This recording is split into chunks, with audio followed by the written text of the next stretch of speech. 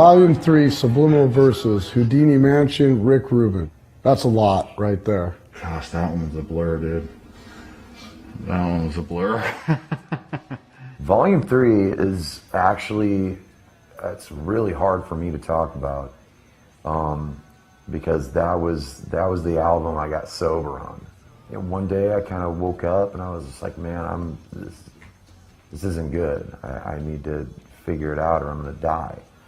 So I quit cold turkey in the middle of it and basically kind of had to start from scratch as far as like what I was doing vocally and what I was trying to say lyrically. And I was starting to get a little more esoteric with my lyrics, you know, looking forward instead of backward. Probably one of my most favorite times in my career achieving this PhD known as rock and roll. Third clown, repairing. Repair from those two previous things. Those are animals. Third guy, coming back to life, a few more ideas, some different shit, some healing, a few more dances, a few more colors, a lot more saturation, chill a little bit, but still that guy. Those kinds of things all went into the process of making the record.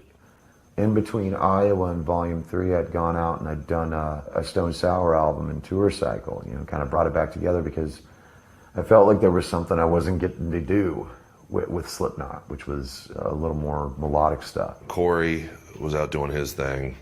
Joey was on and off doing whatever thing he was doing. There was a lot of tension in the band. There was a lot of push and pull, and it was a hard album to make.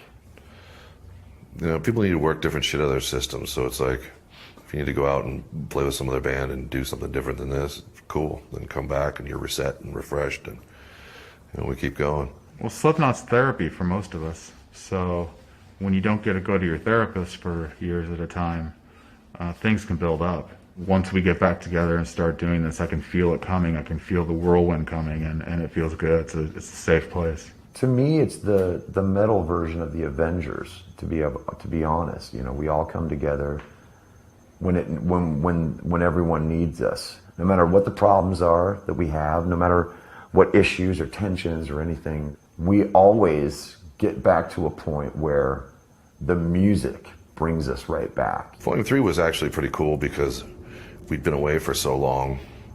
Like, there was a lot of unknown. You know, like, we were between management. There was different problems within the band and different things, and it was like we were finally able to come in and actually sit down and talk and figure shit out and all be together again. We all ended up living together in this big mansion. 6.5 months, locked in a vacancy. It was the old Houdini mansion up there in Laurel Canyon, and yeah, lights would go on and off. It was evil. It was ghostly. When I moved into the Houdini mansion, I had just gotten a mortgage. You know, I had a car payment, and I had no money.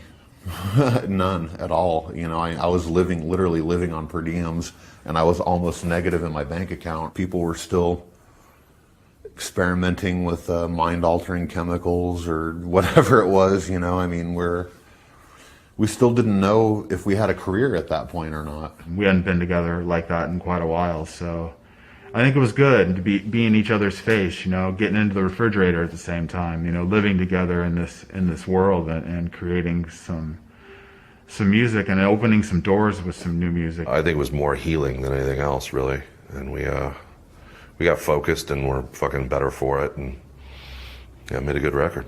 It felt really good. We were able to be really creative, and I think that's the first time our music started to kind of evolve, and we started to show another side of the band. It was a big deal to work with Rick Rubin.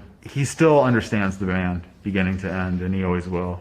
So he brought that same intensity to the band and really wanted to make a great heavy record with us and not, you know, basically sell out. Rick Rubin is the only person who's gotten the band to say things.